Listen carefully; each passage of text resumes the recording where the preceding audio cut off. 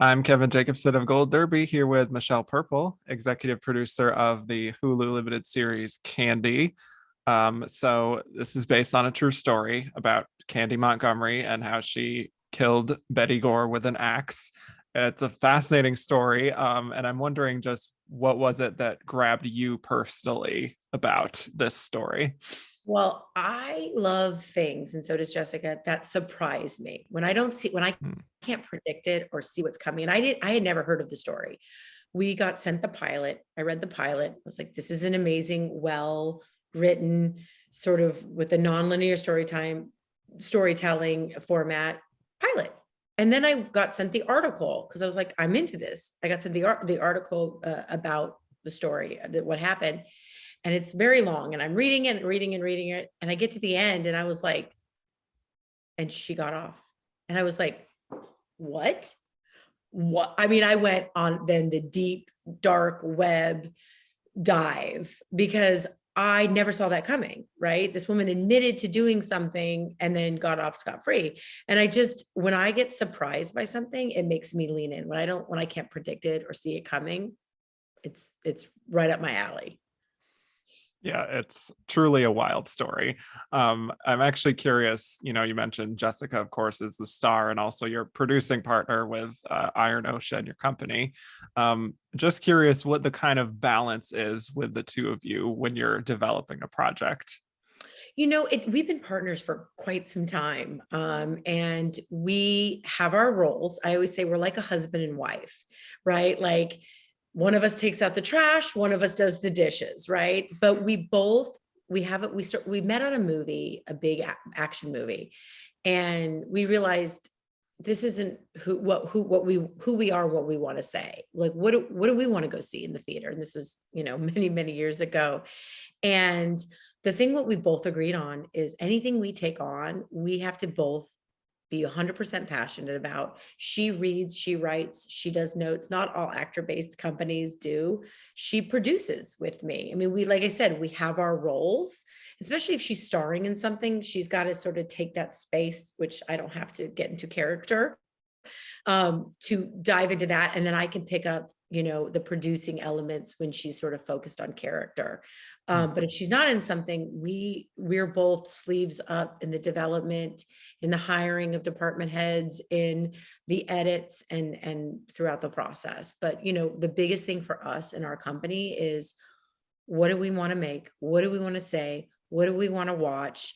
And we have to be committed to it because it could be very quick, like Candy was, or we have stuff in development for 9, 10 years. So that are hopefully going to come see the light of day. So you have to love it.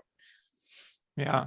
Well, I was reading that Elizabeth Moss was originally going to take on the role of Candy, but she had to drop out, and then Jessica ended up playing her.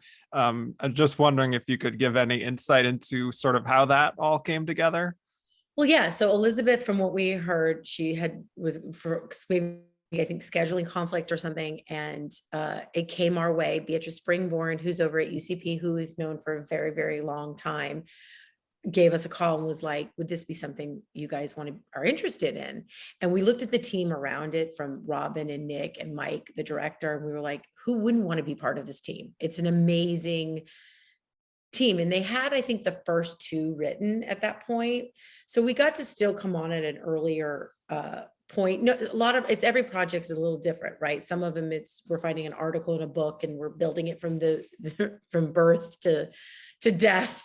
To some of them is, we're adopting this child midway through. So this one was, we got to jump on board a train that was moving because Elizabeth was attached and the project was already in a forward go motion. And, obviously it's got to fulfill us as producers, but also Jessica as an actress, it's got to tick a box for her creatively where she finds a way in. And when she read Candy, for her, from the conversations we've had, it was something she hadn't done before. It's a role she hadn't she had to weigh in on this character and really felt like she needed to play it. And you got to respect that and get behind it. And I think she did an amazing job. I'm so proud of her. Yeah, it's an incredible transformation, I truly. actually had a really weird experience on this one because in the editing, oftentimes my role, I'm looking at it like, is the pace good? Is it this? Is, some of the bigger, grander things. I wasn't really paying attention to her performance. I was there when she shot it. I just was like, yeah, she's got that, right?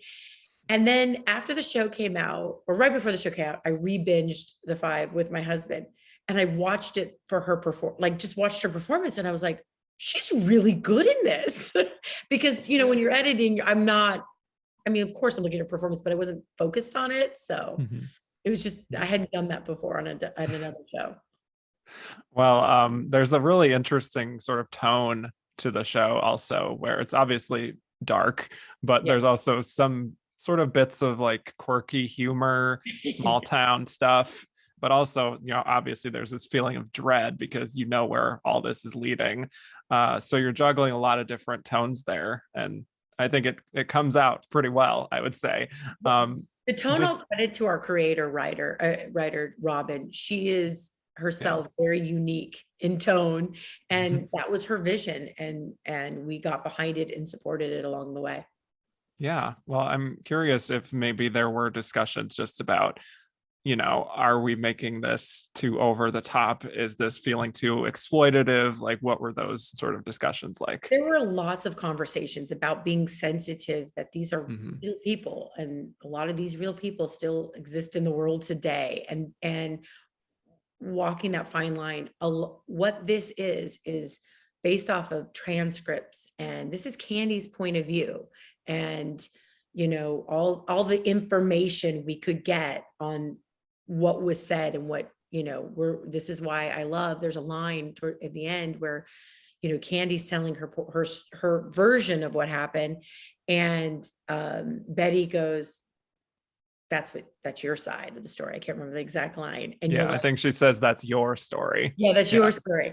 And you're like, oh shit, right? Like, because you have to remember, two women walked in, one woman walked out. We only have one story, one side story, but we were very sensitive to it. We even had discussions about, do we show the killing? Do we not show the killing? Is there, when Robin came up with this really elegant way of removing the people in the courtroom, so that when you were experiencing it, you realize this is her story, right? So, and reminding the audience, like, the big question we used to have, like, who do we believe her? I don't know. Some days I did, some days I didn't.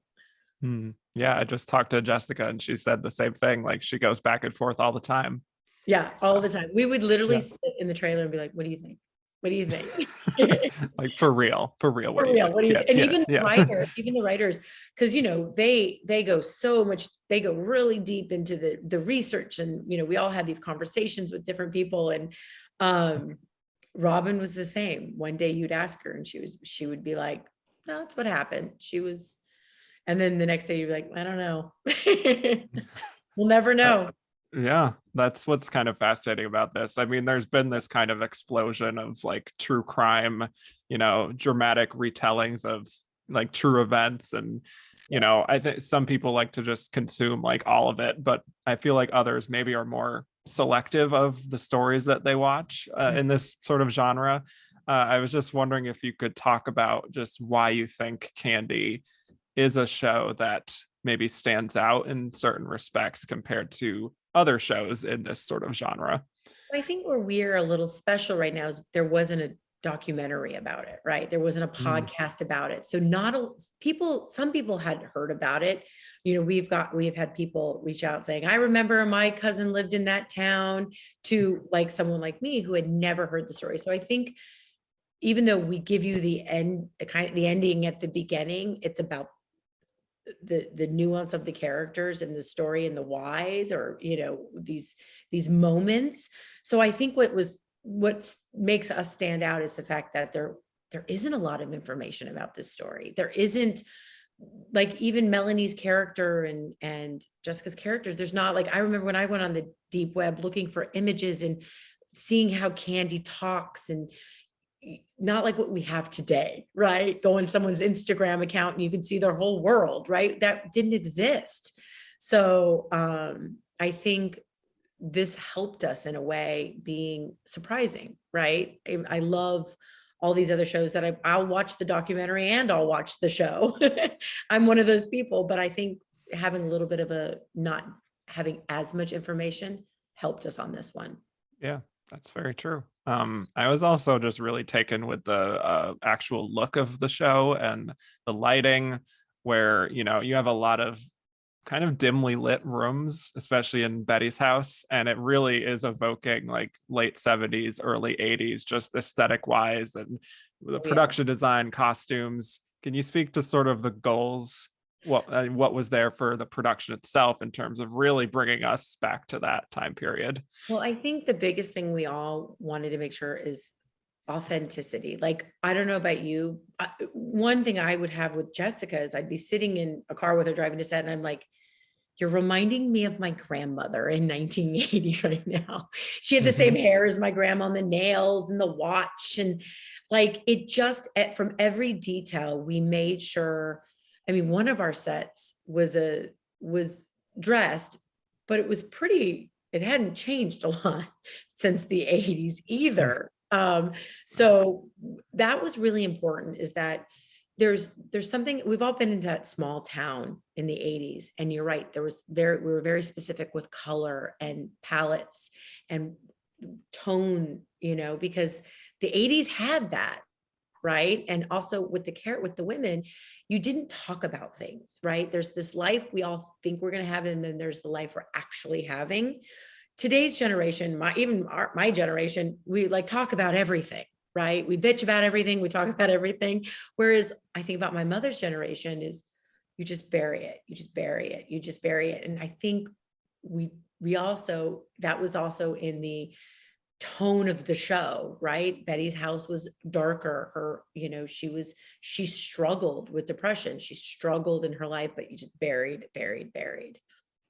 Yeah. Yeah. And it does give you that sort of, again, that feeling of dread, you know? Yeah. So, well, I mean, every production has its challenges, you know, and these moments of crisis. Were there any specifically on this show that you wanted to highlight, like an especially hard day? You know, I just said this to someone else. This was one of those shows, and trust me, not all of our shows are like this, where the stars just kept aligning. Not that we didn't have our struggles, but we had the greatest partnership with UCP and Hulu. I mean, they truly creatively were in sync with us, and which is amazing, which doesn't always happen. And it was just one of those shows. You wish they were all like it. And I do not say this about every show, but this one was one that, like, it just, when we started casting, right? You get Melanie Linsky, right? And Pablo and Tim and Raul, you're like, it just kept getting better and better. We're like, Jessica and I would literally pinch ourselves being like, all right, something's going to go wrong, right? And then you don't know how an audience is going to respond to a show. You just never know. And Jessica's really good about, we just do the best work we can, and it'll be what it'll be. Like, she's so good about, and I'm like, who's going to watch it?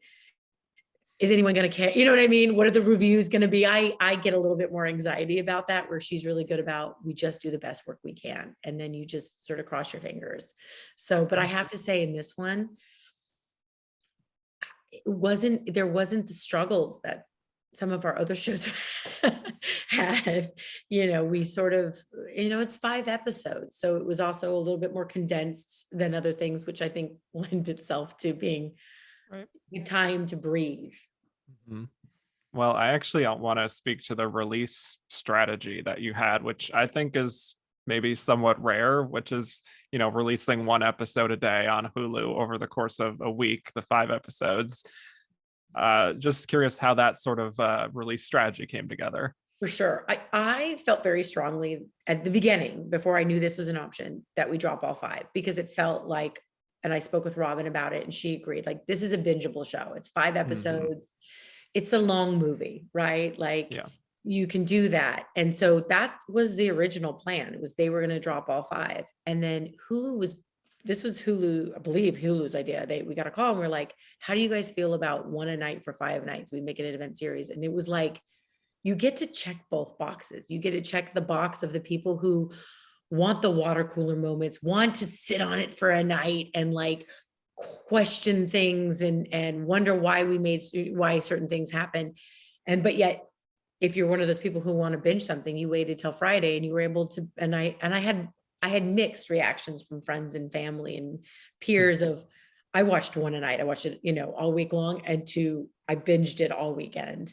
Right. And so I think that was 100% Hulu's idea. I thought it was, for this show, was a brilliant idea. And we all, once we heard it, we were like, that's an option. Can we do that? Great. Let's do that. Yeah. And it did actually feel sort of like an event where it's Yeah. it's not like a one every week like a traditional model, and it's not drop everything at once. It did feel kind of special that way. And So there's so much content right now, so much great yeah. content and so many platforms, that Mhm. you have to look at a show, and not all our shows would work in that, with that release pattern. Some of them you need to drop all 10. Some of them you could do 2 a week. Some of them you could do like, so you really like material. When we get material in, we kind of go, is this television? Is this film? Is this a podcast? What's the best way to tell the story? Who are the best partners for it? And also, like, what is the best way to experience this? So, and I think for Candy, they found the right way to do it. Definitely.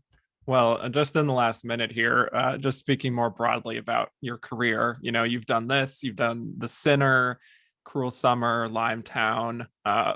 What are the kind of stories that interest you? Because I do feel like there's some commonality in those stories, Yes. but what are the signs for you that you're like, I want to do this? Well, Jessica and I are definitely in that place where we're ready to, in some of the things we're in development, we have like, where's our romance? Like, you do get put into a little bit of a box sometimes, and it Mhm. happens. And we love the box we're in, but we also sort of like when we started the company, we want to make things we watch, and we don't just watch this, right? So we're really branching out to some period, some romance, some musicals, going dipping back into features, is something that's very important to both of us. And, our focus is there also, along with television. But I just said to Jessica, I was like, we got to do something lighter. We got to not have a dead body. We've got to do, and we have those in the works. So no dead bodies in the future, hopefully.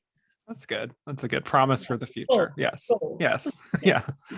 Yeah. Well, for those of you watching, subscribe for more interviews and go to goldderby.com to make your Emmy predictions. Thank you so much, Michelle. Thank you so much. Have a great day.